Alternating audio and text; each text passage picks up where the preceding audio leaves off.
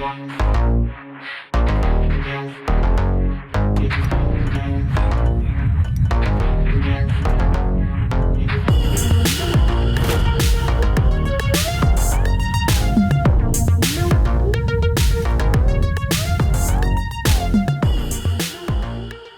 right, welcome back. It is the Built by Vitality podcast. As always, my name is Steve Pinkerton, and I'm sitting next to Philip Lewis. On today's episode, we're going to talk about the number one reason why you are not getting the results that you want in the gym. Do you know what that's going to be? There's a lot of things. Well, I think there's one big one.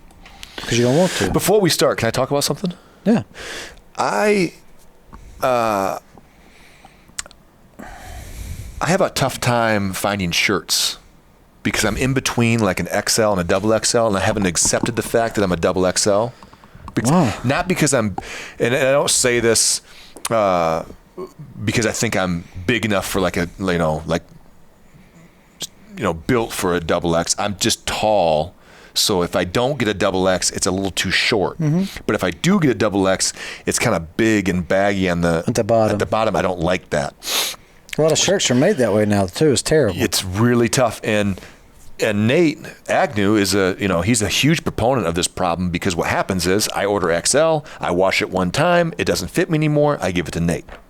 So it's just that's been the battle rhythm for like 3 years now. I just refuse to do the double XL thing. Well, I found this new company. Maybe they're not new, but it's called Grind Athletics. Ever heard of them? No. Right here. Grind Athletics.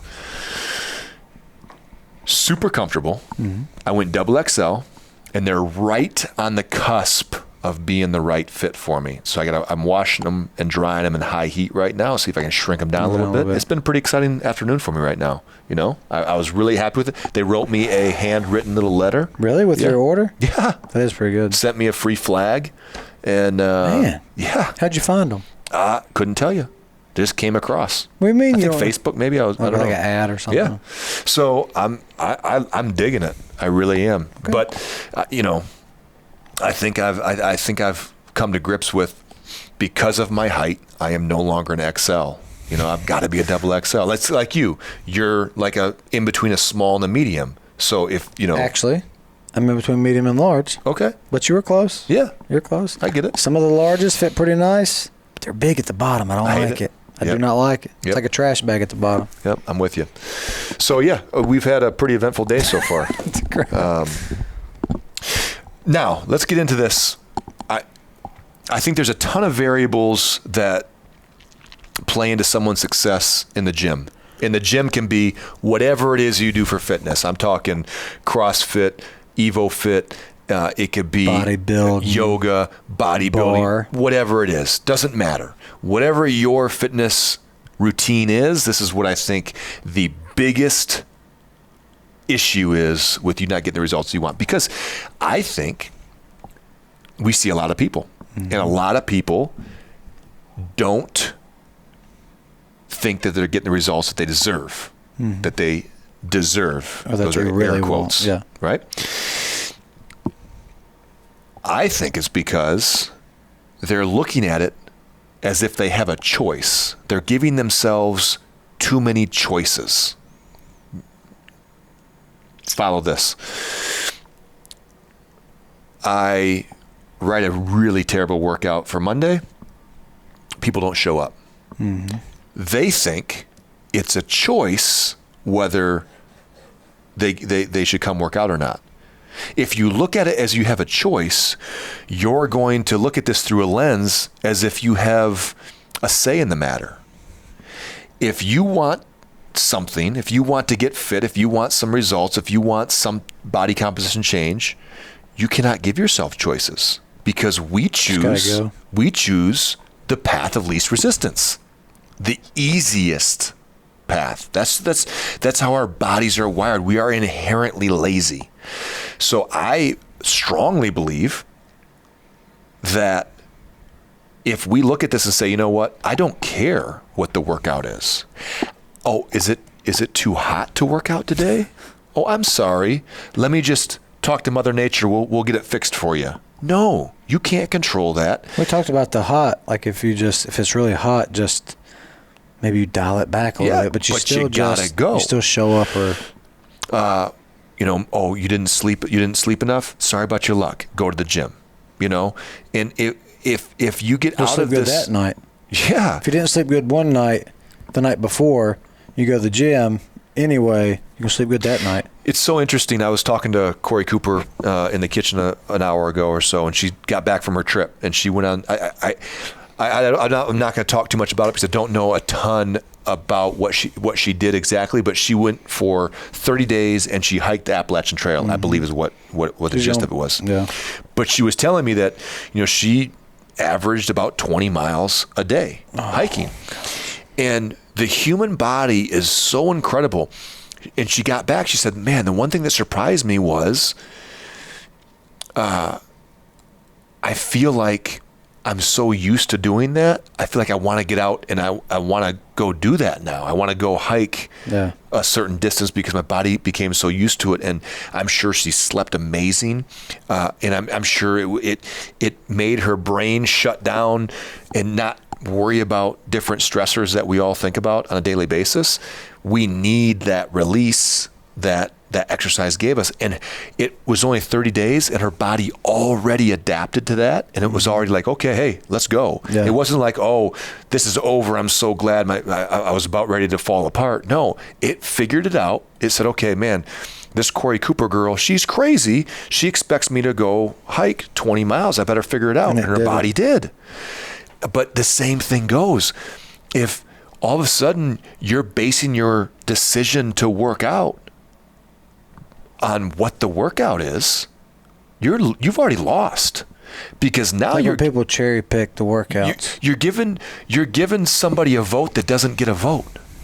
It doesn't matter what the workout is. It doesn't matter how busy you are. It doesn't matter anything else that's going on. If it's important to you, nobody else gets a vote. And we've talked about being selfish before. Mm-hmm. I get that. But you've got to be, because you will not be successful. And I'm talking about this from a fitness perspective. You can look at it from anything. You can look at it from business, relationships, fitness. Doesn't matter. When you start giving votes to your brain, it doesn't work. Your brain is going to choose, oh, well, I would go run, but man, you know what? I've got this calf thing going on. Okay, well, guess what? You can row, you can ski, you can bike, you can figure it out. Yeah. Okay, because if you give in that one time, what happens the next time? Yeah. What happens when your body's like, oh, wall balls? I don't really like wall balls. I'm gonna take one more day off. Then you come back, you're like, ooh, burpees. I don't do burpees. Man, really? I think I do that with the bike. Yeah. Everybody has something. Everybody's got something. Like, man, I don't do the bike. Yeah. But the only way you're going to get better at it, or just in general, you just got to do it. And here's the thing that, you got to understand from my perspective when I create these workouts. And when I say create, I use that term loosely. I didn't create any of these, I've learned everything from CrossFit, from all these other people, from Coach Glassman. But when I put these workouts together, the point of it is that in every workout, there's something somebody doesn't want to do. That's the point. Yeah. If we only did workouts that we loved every part of it, do you know what that is? And again, I'm not trying to fight with the Globo Gym folks, but that's like going to a Globo Gym. That's what you do. You go in there and pick the machines you want to do. You pick the machines you're great at. You pick the machines where it's in front of the mirrors, that maybe there's some girls next to them that you can kind of, they can kind of see you, and you get the little pump going. You can play your own music. Yep. You got your own music you're bebopping to. Forget about that. That's comfort. You ain't going to get anything in that. And look, are there some people that can be successful in that environment? Absolutely. But the majority of people, and I'm talking about the vast majority, are not going to do well there, because as soon as something gets tough, you're not going to do it. You going to ride the bike on your own? No. You're just going to go in there and be like, you know what? I suck at the bike. I'm going to get better at that. No. Never. Right? Ever. If you hated If somebody gave me a free Echo bike, I would sell it. Yeah. I'm not going to do that on my own. What if you were a female? A lot of females. What do you think the most hated movement of female we hear about in the gym? Oh, like pull-ups and stuff. Wall balls, I would say. Oh. I'd say what?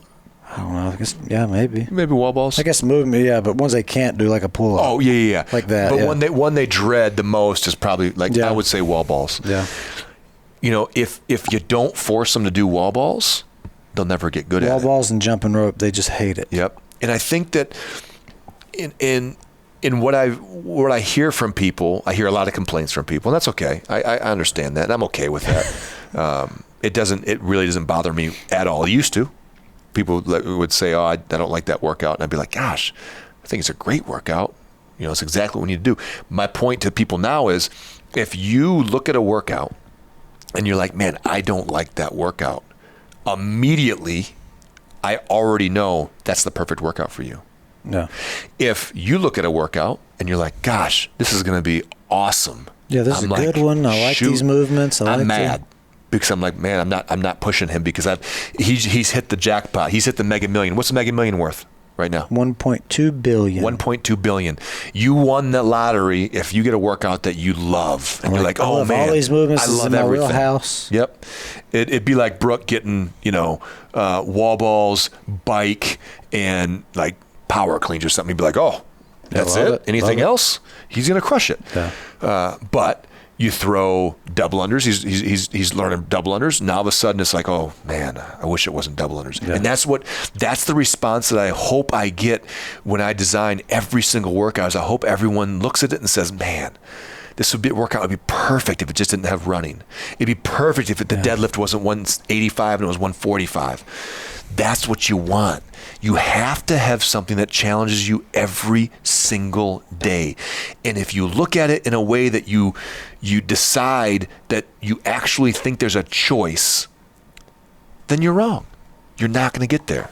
You figure out what your weekly routine is going to be. Mm-hmm. For you, it's jiu-jitsu on Monday, Wednesday, Friday. I try to do class on Tuesdays at 9:30. Yep. And then whatever else in between. And that's it. And you know that Thursday is usually a rest day. Mm-hmm. So there's no, we're taking the guesswork out of it. If people say, you know what, I'm just going to see how I feel. I'm going to tell you how you're going to feel. Not ready to work out. Okay? I'll see the future and be like, oh, you know what? There's yes and no to that. But it's more your way. Of course, they're not going to feel like working out. Okay. I guess people that do it all the time or are active a lot, take a couple of days off. You're like, I'm going to wait till I'm feeling kind of random. I'm going to wait till I feel good again. After a couple of days, man, if you don't do something, like I know me or you or somebody like Spencer, for example, that works out nonstop, on Sundays, he feels sick. Yeah, because he's not working out. Because he didn't. Yeah. You get to a point where you're like, I'm going to feel worse as the days go by because I didn't do it. Yeah. And that's you almost want to get to that point where you're like, man, it's been 2 or 3 days and I feel like crap, and I know it's because I don't have any endorphins running. I need to go do that again. It almost takes care of itself, and you go back. I remember when we were trying to deload before regionals each year, and we were trying to play with this. How long do you take off? Because throughout the workup for regionals, I mean, it was the hardest training that we would do all year, and your body got so accustomed to just get beat down and just beat down. But again, you became I guess addicted to that grind, addicted to that feeling. And then we started taper off, and I think one year we took almost 6 days off, and it was too long. Where I was past the point of like a caged animal, man. You want that feeling, no? And it almost went too long. So we started doing, it was like 3 to 4 days was as much as we took off. And by the time we got to regionals and the first event, man, you couldn't wait. You were ready to go. You were ready to go. There wasn't 1 ounce of pain anywhere.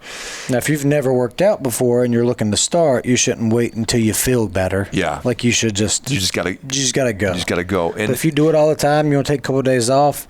If you've been doing it a while, you're more than likely going to want to go back. Yeah. Because you're going to feel different. You know, it was interesting. I coached the 6 a.m. Evo Fit this past Wednesday, and there was a lactate that Brent had put in there, and it was oh gosh, people were the bike one, calorie bike, Froggers, slam balls, and Frogger, and so I always mess with that 6 a.m. crew. I love that crew, and we changed the first round. You know, Michael Goslin was, he's yapping about how I gave like, a couple guys 18 or 20 calories, and I gave Michael 15. I gave a couple guys a 50-pound slam ball. I gave Michael a 40, and he's like, "Where's my 50?" And I said, "Okay." I said, "Let's game on." So, and so I'm getting them all fired up, and we're rolling through it. And after the first one, I looked around, and people are like, they're in a dark spot, and we got like 3 more to go. So I started messing around and said, okay, we're going to taper this back for the next round. And then we did bike only for the 3rd round. And then we went back and did like a lower number with the Froggers and stuff. And everyone was just about like, you could see they're in a dark spot from those, anybody's on lactate, where it's a sprint on a bike. And then you've got to immediately go into, slam balls overhead where you're not able to breathe. And then you're doing some type of Frogger to where your legs are just filled with lactic acid. And you stop at the end of that and you just can't flush it out. My class said, "Philip, I can't feel my legs on the Froggers." I said, "Good. That means they're not hurting. Keep going." So I had, big Adam Hunter, strong dude. And he was in a tough spot because obviously, the bike is one of those machines that the more fit you are, the more it hurts. Yeah. You know what I mean? If you take someone that's deconditioned, that's their first day, they just can't push that hard because they don't have the fitness level to do that. You take a guy like Adam, who's been here for years, and he's got a background of football, and he's a big guy. He's going to smash that thing over and over and over again. So, the Milton and James and Jerry Inman were at the CrossFit, and they were just kind of like peeking over and watching. And I said, "Hey, let's have some fun." And everyone's like, "Oh, I don't want to have fun." I said, "Milton, come here." I said, "Lace up your shoes." Milton's like, "Okay." I said, "Here's what we're going to do." I said, "Milton's going to do 15 cal bike sprint. If Adam beats his time, we're done. If Adam doesn't beat his time, we're all getting back on, and we're doing it again." Oh, my gosh. And Milton, I picked Milton because Milton will do anything. He's like, "Oh, geez, I'm not going to be able to do that." He's got that thing wound up at 104. Oh, he's getting and I'm looking around like, I picked Milton instead of James or Jerry because I thought Milton, he was going to go 95, 94, 100 something. I've never seen Milton touch 100 on that bike. And that's the point of this is, an analogy is, I didn't give Milton a choice. I didn't say, "Hey, do you want to do a 15 cal bike sprint?" You just said, What's he going to say? No. He's going to say, "No, I don't want to do a 15 cal bike sprint." Yeah. But if you put him on the spot and you say, "Hey, look, I didn't give him a choice. I didn't say, hey," I said, the whole class said, "Hey, here's what we're going to do. Milton's going to do 15 cals. And not only did he get on there, it's probably the hardest he's ever went on the bike that I've seen him." So now I'm nervous. Like, I really don't want the class to do another one. I really don't. They did great. They want to be done. Yeah. I just wanted to, I was trying to be dramatic. I wanted to make a little flair for the dramatic. And I'm like, "Adam, I'm sorry, bro. You got to hit this thing. You gotta go." And he's like, "Oh, geez." He wound that thing up, and Milton was like 17 seconds, and Adam was like 14 seconds, 50. But it was close. That's a lot on the bike. Yeah. And but that's the idea is, if you can stop. And I have no authority over Milton. None. You know what I mean? Like, we joke did it. around. Like, sure, it's my gym. He's a member. Yeah. I can't make people do anything. He could have been like, no, I'm not You could have doing easily that. been like, no, man, I gotta go. good. And I would have been like, okay, cool, whatever. But the point is, You didn't say, do you wanna? you got to take the verbiage and you've got to rephrase and reframe how you think about what you're trying to do. If it's important to you, stop asking questions. Just do it. Wake up in the morning. If you're going to go to the gym, go to the gym. If it's your day, then you go. Stop pulling up, well, let me see. Oh, It's 97 today.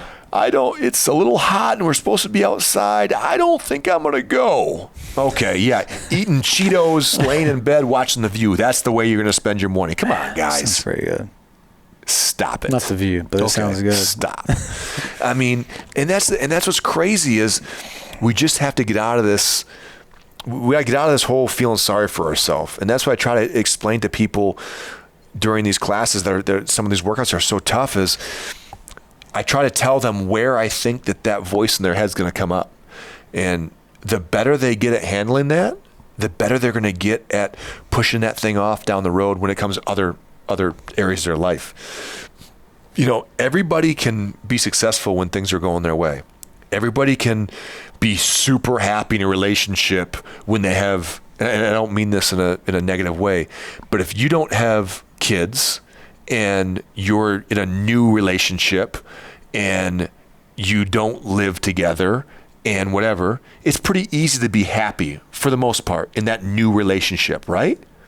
Yeah. Or you wouldn't be in that relationship. Yeah, you wouldn't be in it. If right? you were miserable, yeah. But When now, you're locked in with kids, married, and everything, and live together. Now you got a home, you got a mortgage, you got 4 kids under the age of 6. You're living together. The house is a madhouse. It's a circus. Man, okay, now let's see how we're going to handle that. I love those people. They signed up for it. Yeah, and we all signed up for it. But it's the same thing where in that workout, we try to explain to people, hey, this is when you get back from that run, you got to hit the bike.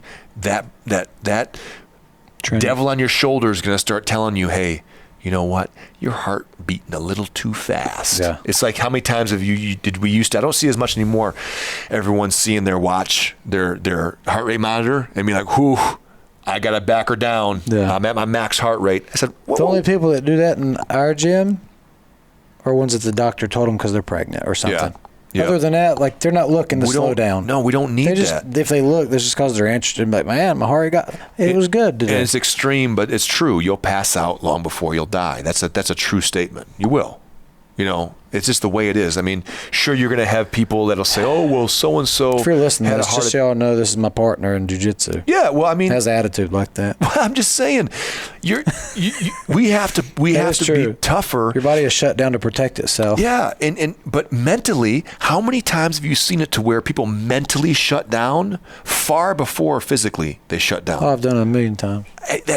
And that's what we can train. That's what you have to have, a little bit of this toughness, this grit that you're not born with that. You know, I'm not saying I'm a tough guy or whatever, but I think I can suffer. And that I wasn't like that. I wasn't, as a kid, I wasn't like that. I didn't enjoy watching people, have a really tough time in workouts. You do now? What happened? I love it now. What happened? Because I know what's on the other side of that. I know that. What was on the other side of it the other day? What? Almost hyperextended both my knees. Yeah. You did. That was on the other side of it. You did. But now I look back, I laughed about since then, I've laughed about it. We had Phil in the belt squat machine doing some step-ups. Man. And he stepped down from that and lost his balance and almost got shot out the back end of that belt squat machine. It bothered me. And his life flashed before my eyes. I probably would have taken you out of the harness, thrown you over my shoulder, taken you next door, and dumped you on that lot just so he wouldn't have to deal with like a lawsuit or anything like that. You know what I mean? I ain't never had nothing like that happen lately. Yeah. That's crazy. Yep. I got it on video. Oh, I didn't get that one on video. I got you got the one where I'm stuck in the bottom. Yeah, he got stuck in the bottom. But this is good for Phil. But this goes back to just having a appetite for some discomfort, and you have to have that because nothing easy is ever worthwhile. It's just not. It's just not. And fitness is no different. There is no simple fix for getting fit. As I don't know, someone in the NFL said, I think it was Herschel Walker. I don't know. Somebody said,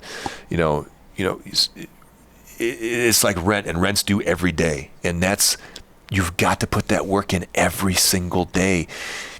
And as soon as you give your brain a choice, it's going to choose laziness. So that's what I think is the biggest, most debilitating factor in people's fitness journey, is they just haven't reframed the question. And the question is, there are no choices. It is, I'm going, this is my routine, this is what my week looks like, that's it. Well, nothing's going to get in the way. It's like when I was in the police academy, people will be like, well, you chose to be in the police academy. Yes, but you're in there and you didn't have the choice. Every morning at 6 a.m., you had to be there before 6. We started at 6, and at 6 o'clock, we work out. You don't know what the workout is till you get there. You do it in a group setting, whether it's raining, cold, hot. We just did it. Yeah. And I was in really good shape, like as far as endurance, running, whatever. It just did it because of you had to. There's no option. They didn't say, hey, you're in the police academy, but if you want, you can skip the mornings, just come to the classroom part. Yeah. They said you have to be here or you fail. There was no choice, and it did what it was supposed to. Guys that couldn't finish in a certain amount of time on things we did, towards the end of the academy, they finished it. Cause it changed them because they didn't have the option. And you stopped it. You got to take the options out of it. And that is, in today's society, unfortunately, there's too many people getting votes inside your head that don't deserve votes. There's a lot of members that have text me like here, and they'll say, hey, what's the workout tomorrow? Yeah. If it's one of my PT clients or something, I might tell them, but if they're not a PT client or whatever, I don't really tell. And I'm like, why do they really want to know that? And I don't mind people that want to know the workout for the fact that they want to strategize it or they want to talk junk to their buddies. But most of it, I think it's, they don't want. I don't think I want to do that. I don't think tomorrow. I'm going to come. And this has been that way forever, where there's certain workouts I'll program that I know people are going to cherry pick, but I also love, that 4:30 crew came in one day and it was a small crew, and I said, hey, look around right now. Oh, a few look around. weeks back this summer. Yeah. Look around. And I said, this is what separates people. It's the mental fortitude to show up when you know there's a workout that's gonna take your lunch money. But guess what? I love those workouts.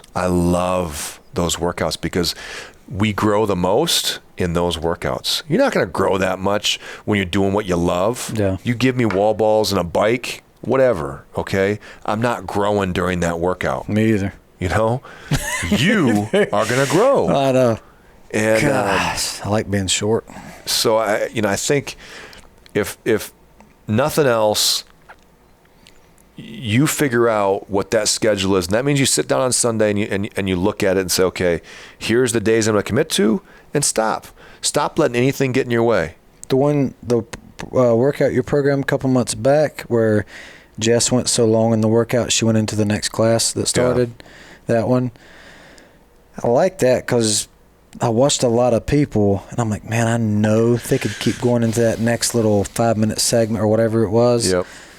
But mentally, they were like, I'm good. It was but they could at least do 1 or 2 more minutes. It's like every minute on the minute, and every 5 minutes you had to add a burpee or something, right? And people will miss coincidentally by exactly 1 rep, and it's like, okay, I know what you're doing. I understand you're messed up, you're hurting. Yep. I know you could have done a little bit more, and the athletes, like some of them are good enough. You're like, I know they could have went. But they also, and I think that the big thing I try to explain to people is they know too. I always tell people, hey, right now you're going to choose comfort over, that tough kind of crappy feeling.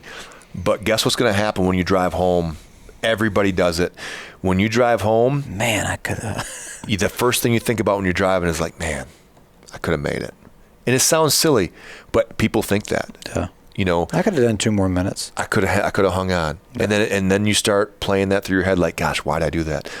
And I think that's important too, is to realize and to be honest, have the honest conversation with yourself and say, you know what? Okay, it got me. That voice got me in my head today, but guess what? Next time it's not. And every time that you fight that voice off, it'll get quieter and quieter and quieter. But I promise you, every time you give in, that thing will be like a bullhorn in your ear, and it will find something. It'll tell you your heart rate's too high. You're going to have a heart attack. It'll tell you it's not safe. It's too hot out. It'll tell you, I don't need to do this because, I don't want to compete. It'll give you 15 different reasons, and it'll find one. It'll just find that little chink in your armor. And when you give into that, guess what you're going to do when it's 9:30 at night and you have you got a little hunger pain. You're like, I'm not hungry, but I could eat. And you're like, man, I got some mint chocolate chip ice cream in that freezer. That goes in the trash. Oh, don't even start with me. That goes in the trash. My dad eats that mint and ice cream. It's great. That's like strawberry peanut butter sandwich. Are you giving up? I mean, you're gonna give into that craving? Absolutely, you are, because you already caved.